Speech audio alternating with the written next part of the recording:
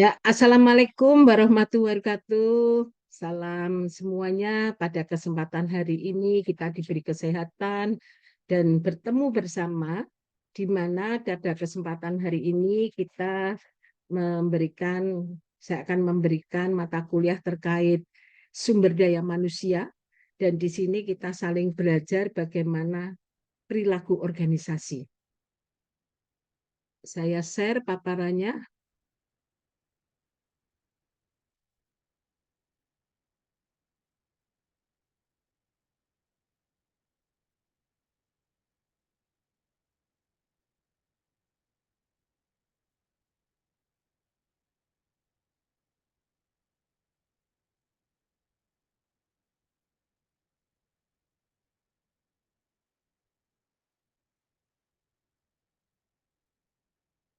Perilaku organisasi ini bagian terpenting dalam kita mempelajari terkait dengan sumber daya manusia atau disebut organizational behavior.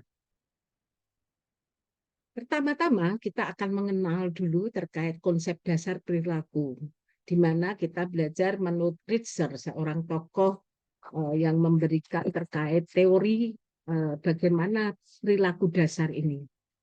Perilaku dasar adalah penguatan atau pengulangan yang didefinisikan sebagai penghargaan.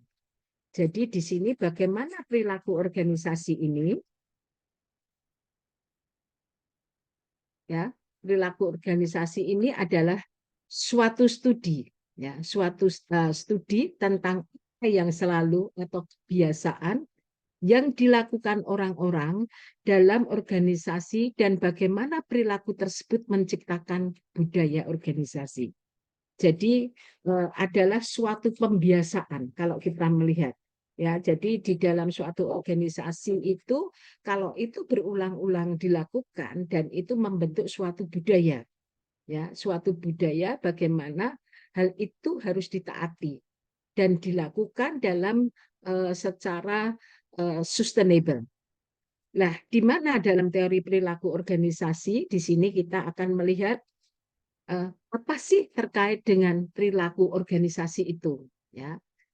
Perilaku organisasi di sini kita saya mengambil buku dari Stephen R. Robbins, bagaimana perilaku organisasi itu adalah suatu bidang studi, ya, yang menyelidiki dampak perorangan atau kelompok dan struktur pada perilaku dalam organisasi dengan maksud menerapkan pengetahuan, ya, pengetahuan untuk memperbaiki efektifan organisasi. Jadi di mana suatu bidang studi yang menyelidiki dampak, ya, dampak orangan atau kelompok. Dan ini adalah kalau kita memahami tentang perilaku organisasi, itu suatu saat bagaimana kita mencapai goal, ya, suatu perilaku organisasi itu menjadi baik, efektif dan efisien. Jadi secara bertahap kita akan terus melihat dampak dari perorangan atau kelompok atau struktur ini sudah baik atau belum. Ya. Terus bagaimana kita melihat 3 determinan perilaku dalam organisasi? Ya, kita mempunyai 3 determinan. Pertama terkait dengan individu atau perseorangan. Terus kedua yaitu dengan kelompok, dan yang ketiga dengan struktur. Pertama-tama kita melihat juga terkait dengan bagaimana determinan perilaku ini, kita akan melihat tadi dari individu, kelompok, dan struktur ini kita akan mengetahui apa sih yang menjadi hal pokok dan perlu perbaikan atau untuk suatu lembaga organisasi itu menjadi baik, ya. Terus kemudian kita juga melihat terkait metode pembentukan perilaku, yaitu ada 4 cara. Pertama, penguatan positif. kedua penguatan negatif, ketiganya dengan hukum, keempatnya pemunahan. Nah, sekarang kita belajar bareng-bareng bagaimana sih terkait dengan penguatan positif, ya, penguatan positif. Di sini kita melihat terkait dengan penguatan positif, ya, penguatan pembentukan perilaku melalui penguatan positif, ya. Penguatan positif ini bila respon diikuti dengan sesuatu yang menyenangkan, respon tersebut disebut penguatan positif. Ya, jadi sesuatu yang mendapatkan respon yang sangat menyenangkan. Misal kita mempunyai suatu organisasi olahraga. Mengapa sih persatuan olahraga itu penting dalam suatu organisasi, misal seperti itu.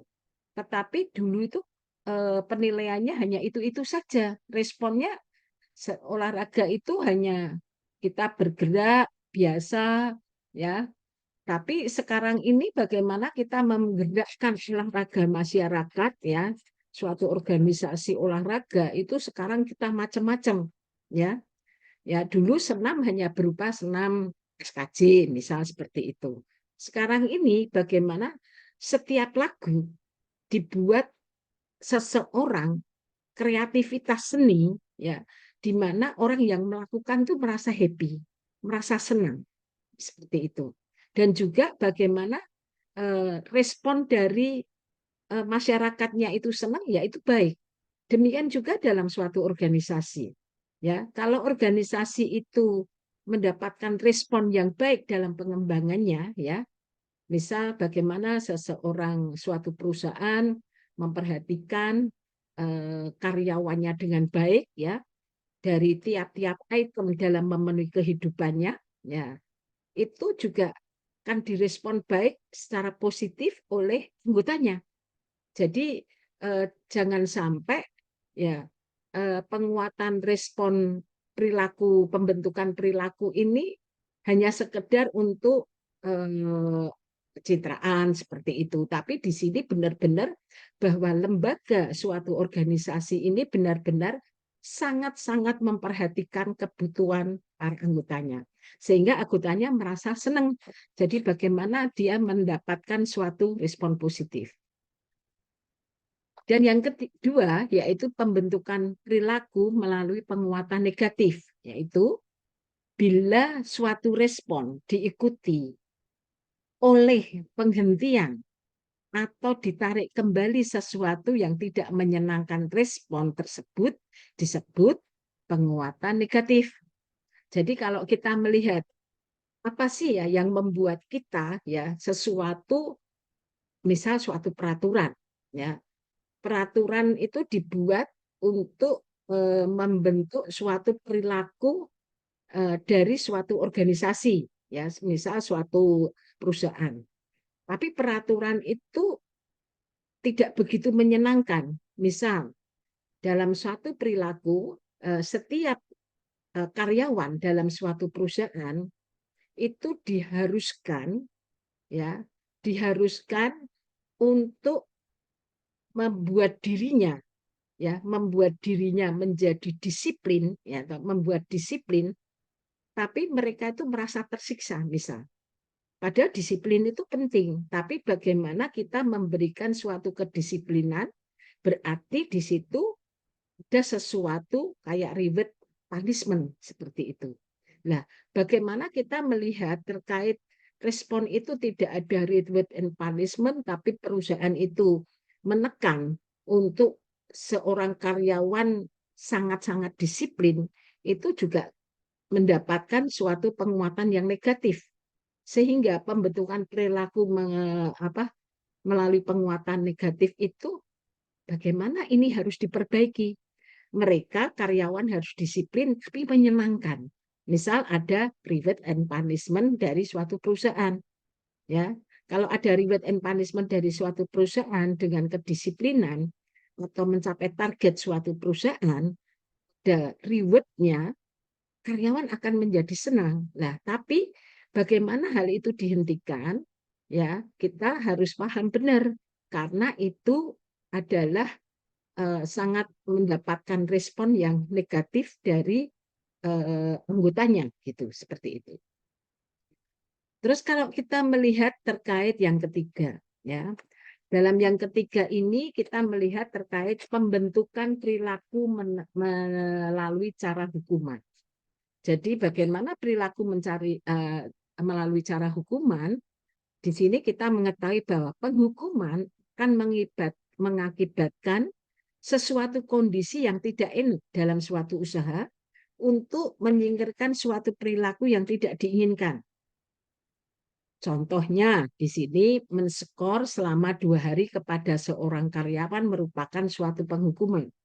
Sehingga kalau pembentukan perilaku melalui cara penghukuman ini juga mengakibatkan kondisi yang tidak enak. Bila karyawan itu, ini contohnya, bila karyawan itu diskor selama 2 hari, ya, itu dan semua teman-temannya akan tahu, dia akan pasti kayak tersingkirkan, ya, kayak tersingkirkan dan seolah-olah dia itu membuat suatu kesalahan, ya, suatu kesalahan yang fatal gitu kan dalam bekerja, sehingga seorang karyawan tidak akan merasa happy atau senang, ya, dalam melakukan pekerjaan-pekerjaannya, dan itu nanti berakibat fatal pada target dari suatu perusahaan, ya. Terus kemudian kalau kita lihat terkait dengan yang keempat, pembentukan perilaku dengan melalui pemunahan, yaitu menyingkirkan penguatan apa saja yang mempertahankan sesuatu perilaku disebut pemunahan, dan bila perilaku itu tidak diperkuat perilaku, ya, itu nanti lambat laun pudar dan punah. Ya, pembentukan perilaku dengan pemunahan. Nah, di sini bagaimana penyingkiran penguatan ini sangat penting, ya. Ya, jadi kalau kita mau memperkuat suatu perilaku, ya itu harus sustainable, ya, sustainable, multi year kan gitu toh, selalu bertahap, ya, supaya kita tidak terus langsung cepat gitu, ya, seperti itu. Terus kemudian kalau kita belajar lagi terkait kelompok, ya. Dari kelompok ini ada dapat didefinisikan adalah sebagai 2 individu atau lebih yang berinteraksi dan saling tergantung atau saling bergabung untuk mencapai sasaran-sasaran tertentu. Jadi 2 individu atau kelompok yang berinteraksi, ya, saling tergantung atau saling bergabung untuk mencapai sasaran-sasaran tertentu.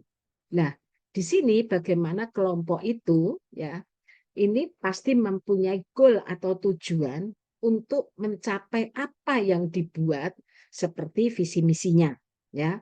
Jadi kalau sebagai 2 individu atau lebih dalam suatu kelompok, ya, ini pasti akan membuat sesuatu apa yang menjadi goalnya.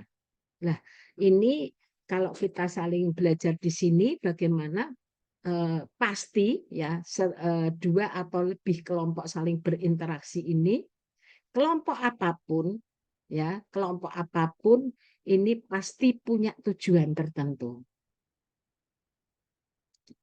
Dan di sini kalau kita melihat contohnya kita mempunyai kelompok formal, ya. Kelompok formal, dalam kelompok formal merupakan perilaku-perilaku yang seharusnya ditunjukkan dalam kelompok yang ditentukan oleh dan diarahkan terhadap tujuan-tujuan organisasi, ya. Jadi di sini bagaimana kelompok formal ini perilaku yang seharusnya ditunjukkan oleh kelompok yang ditentukan oleh dan diarahkan terhadap tujuan-tujuan organisasi, ya. Jadi kalau kita melihat bagaimana suatu organisasi itu bisa berjalan dengan baik, pasti kelompok itu mempunyai tujuan-tujuan organisasi, mengapa organisasi itu didirikan, gitu kan? Dan organisasi itu macam-macam, ya. Dari kita melihat bagaimana organisasi bisa berjalan juga punya tujuan, ya. Seperti manusia hidup, bagaimana kita hidup itu punya goal, ya. Jadi di sini untuk mencapai target tujuan-tujuan dari suatu organisasi. Terus kemudian kelompok informal yaitu persekutuan yang tidak terstruktur secara formal atau tidak ditetapkan secara organisasi, ya. Misal dalam kelompok-kelompok informal, persekutuan tidak terstruktur. Jadi ada suatu organisasi, ya, tetapi itu secara informal, misal dalam suatu kita melihat terkait informal itu misal dalam kelompok ibu-ibu tertentu, ya. Misal kita mau membuat apa sih, kelompok apa sih, ya. Mungkin membuat kelompok untuk penguatan perempuan misalnya, penguatan perempuan dalam satu desa, ya. Kalau kita melihat itu tidak formal, tidak ada aturannya, yuk kita membuat suatu kelompok, bagaimana kelompok-kelompok perempuan di desa ini bisa mandiri, itu kan? Ya, kita membuat ini supaya nanti bisa menggolkan kemandirian perempuan dalam desa itu. Jadi itu bisa dibuat dalam timing-timing waktu tertentu. Misal besok sore ada jadwal tertentu. Terus besok ini dilihat dari kelegaan waktu yang ada dari kelompok-kelompok itu. Jadi tidak harus, ya, tidak harus ada pertemuan seperti ini, tidak. Tapi itu kayaknya hanya dibuat secara bertahap, secara tiba-tiba, atau secara dari mulut ke mulut, misal seperti itu. Jadi persekutuan yang tidak terstruktur secara formal, ya. Tapi di situ diharuskan bagaimana kita melihat kelompok informal ini memang sangat dibutuhkan, ya. Demikian juga kita melihat terkait dengan konsep pendidikan. Ada pendidikan formal, informal, kan gitu kan.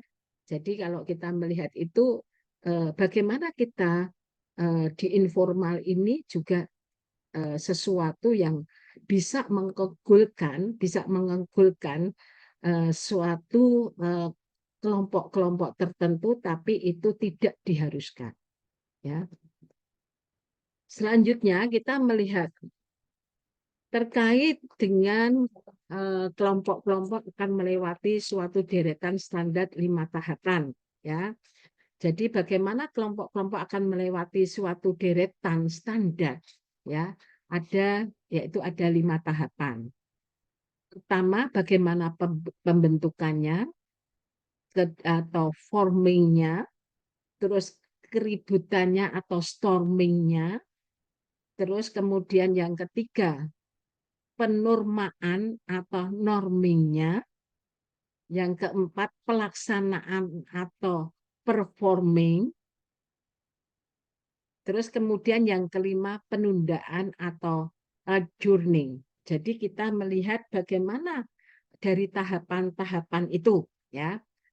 Perlu diketahui Bapak Ibu semua terkait dengan kita pelajari terkait dengan tahapan pembentukan. Di mana di tiap tahapan pembentukan ini sesuatu dicirikan oleh banyak sekali adanya ketidakpastian, ya, mengenai maksud, struktur, kepemimpinan kelompok, kemudian para anggota menguji coba untuk menentukan tipe-tipe perilaku apakah yang dapat diterima baik, ya. Jadi pada tahap ini selesai ketika para anggotanya telah mulai berpikir, ya, bahwa diri mereka, ya, sebagai bagian dari suatu kelompok. Ya, itu kita tahapan pembentukan seperti itu. Jadi kalau kita melihat dicirikan oleh banyak ketidakpastian mengenai maksud. Ya, misal kita mau membuat suatu kelompok perempuan desa, ya. Bagaimana kita melihat suatu isu, ya, suatu isu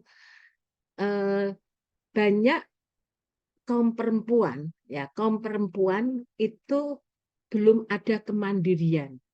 Jadi meningkatkan produktivitas ekonomi, misal seperti itu. Yuk kita bentuk kelompok di masyarakat terkait perempuan supaya ekonomi keluarga itu kuat, ya. Karena konsep apapun bahwa perempuan, contohnya ya, ini organisasi perempuan ya, bahwa perempuan itu harus mandiri, ya, harus mandiri, tidak ketergantungan, ya. Bagaimana kesetaraan gender harus diperkuat di sini. Jadi bagaimana produktivitas ekonomi perempuan, karena kita melihat bahwa perempuan itu terkait, ya, kita mempunyai target pembangunan yaitu indeks pembangunan manusia, indeks pembangunan gender, atau indeks pemberdayaan gender. Jadi IPG, IDG, dan IPM, ya. Ya, jadi kalau IPM itu kan campuran laki-laki dan perempuan. Terus setelah melihat bagaimana perempuan itu harus punya kemandirian, kita jelaskan dulu, ya. Kita jelaskan bahwa kelompok ini maksudnya seperti ini. Kita tidak akan perempuan harus memberikan kontribusi terhadap hasil pembangunan seperti itu. Jadi perempuan jangan menjadi beban, ya, jangan menjadi beban baik bagi laki-laki seperti itu. Dan kita di sini bagaimana perempuan-perempuan di desa ini bisa menjadi perempuan yang produktif, ya. Dan itu dijelaskan dalam satu kelompok. Setelah mereka paham, nah inilah pembentukan, misal di situ pembentukan pemberdayaan ekonomi masyarakat desa, terutama khususnya bagi perempuan, ya, seperti itu. Dan ini diperlukan sekali memberikan pemahaman, karena tidak semua perempuan, ya, terutama di desa itu paham akan bagaimana kesetaraan gender dalam keluarga, misal seperti itu. Jadi di sini supaya apa? Mereka itu paham, ya, sehingga mereka juga mengerti bagaimana dalam keluarga itu perlu adanya penguatan dari perempuan itu sendiri. Oke, ya.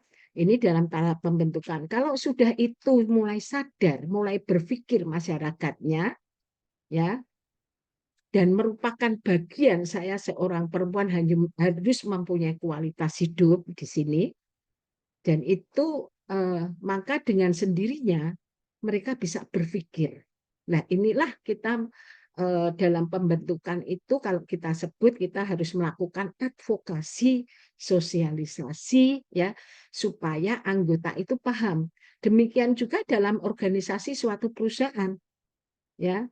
Mengapa hal ini harus dijabarkan dalam tahap pembentukan itu, bagaimana supaya anggota-anggota organisasi itu mengerti atas goal, atas seluruh karyawan bisa memberikan kontribusi yang baik terhadap suatu perusahaan, sehingga produktivitas perusahaan itu akan meningkat, ya. Jadi harus dipahamkan dulu, ya, tidak harus bekerja saja, dan ini nanti organisasi itu akan kuat. Terus kemudian kalau kita melihat terkait dua tahap keributan. Tahap keributan ini kalau kita melihat bagaimana adalah tahap konflik di dalam kelompok, di mana anggota-anggota akan menerima baik eksistensi kelompok yang akan melawan kendala-kendala yang dilaksanakan oleh kelompok-kelompok terhadap individualitas. Ya, pasti itu kadang bisa terjadi adanya perbedaan pendapat, misalnya seperti itu. Kemudian yang ketiga, kalau kita tahu, adalah tahap penormaan. Nah, di sini, pada tahap ini berkembang dari hubungan yang karib dari kelompok yang akan memperagakan ya kesaling ketertarikan dan ada rasa yang kuat akan identitas kelompok dan persahabatan ya. Tahap ini selesai bila struktur kelompok telah kokoh dan kelompok ini telah menyerap perangkat penghargaan dari apa yang didefinisikan perilaku anggota yang benar. Nah, ini suatu kelompok itu akan menjadi norma dan mempunyai satu visi dan misi, sehingga itu akan kuat ya, akan kuat dari konsep pemahaman penguatan dari pola pikir pada para anggotanya. Ya. Kemudian kalau kita melihat terkait pada tahap pelaksanaan. Tahap pelaksanaan. Pada tahap ini, pada titik ini, struktur organisasi telah sepenuhnya berfungsi dan diterima dengan baik, di mana energi kelompok ya, kelompok telah bergeser dari mencoba, mengerti, dan memahami satu sama lain ke pelaksanaan tugas di depan mata. Jadi hal ini kalau suatu organisasi sudah paham bagaimana tahap pelaksanaannya, supaya apa? Organisasi itu bisa berjalan satu misi dan visi untuk seluruh anggotanya. Ya, jadi mereka menjalankan tugas sesuai tugas masing-masing dalam suatu tatanan organisasi. Karena di dalam organisasi pasti ada tupoksi dari masing-masing anggotanya. Mereka sudah paham benar apa yang saya lakukan, apa yang saya kerjakan, di mana saya harus menggerakkan organisasi ini bisa menjadi baik, ya gitu. Terus kemudian ada tahap terkait tahap penundaan. Di sini tahap penundaan, dalam tahap ini kelompok mempersiapkan pembubaran atau kinerja tugas tinggi tidak lagi merupakan prioritas puncak kelompok itu. Ya, sebagai gantinya, perhatian diarahkan ke penyelesaian aktivitas-aktivitas, di mana kita melihat respon anggota kelompok beraneka ragam, di mana ada yang puas, ada yang tidak puas, dan di sini kita melihat bagaimana suatu persahabatan yang diperoleh selama ada di dalam kehidupan kelompok itu. Jadi disinilah ada merupakan puncak prioritas ya, puncak prioritas dari kelompok itu tidak menjadi tidak lagi merupakan kinerja tugas itu tidak akan ya dalam arti begini, mempersiapkan pembubaran. Jadi kinerja tugas tinggi tidak lagi menjadi prioritas. Tapi di sini bahwa kita adalah saling bersama untuk kehidupan dalam kelompok itu. Nah, kalau kita melihat lagi terkait dimensi yang bisa biasa dikaji dalam perilaku organisasi. Nah, mungkin ada beberapa hal yang perlu dimensi yang perlu dikaji dalam perilaku organisasi.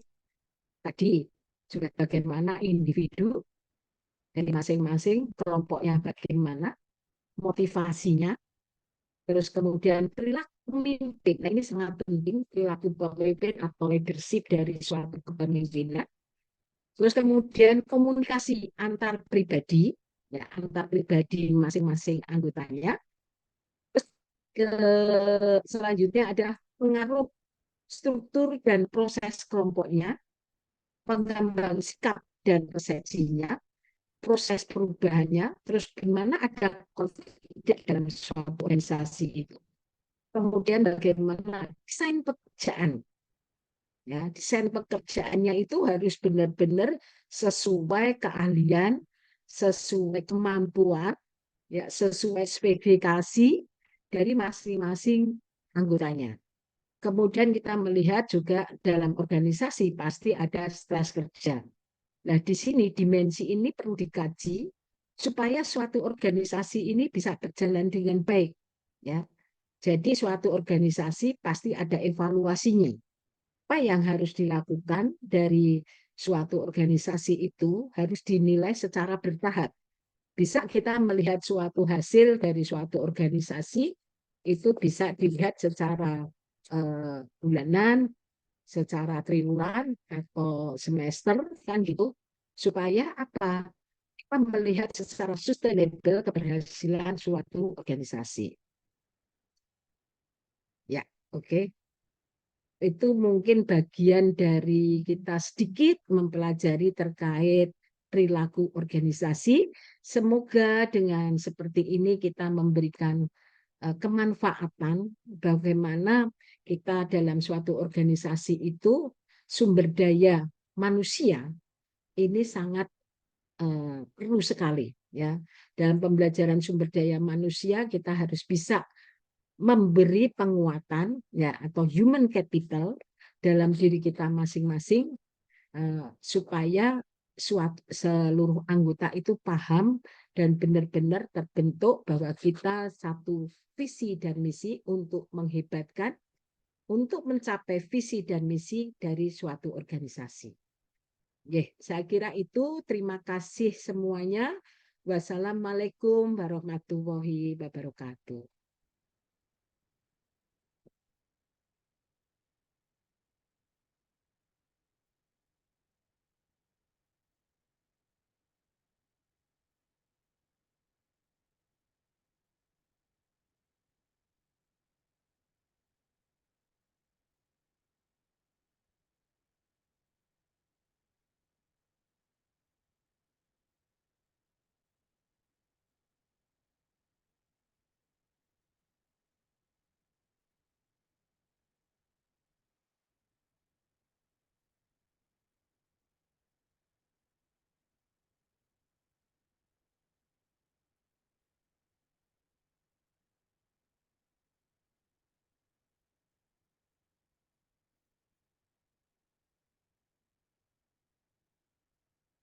Cik muncul. Kok diapa sih suarane? Nah, sing ini cik muncul gambari mama. Coba endingnya terakhir. Gambari mama. Iki gambari mama hiji muncul terus lali lah tak stop share.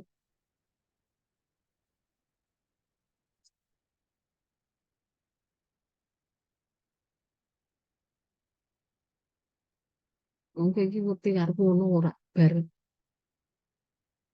piye.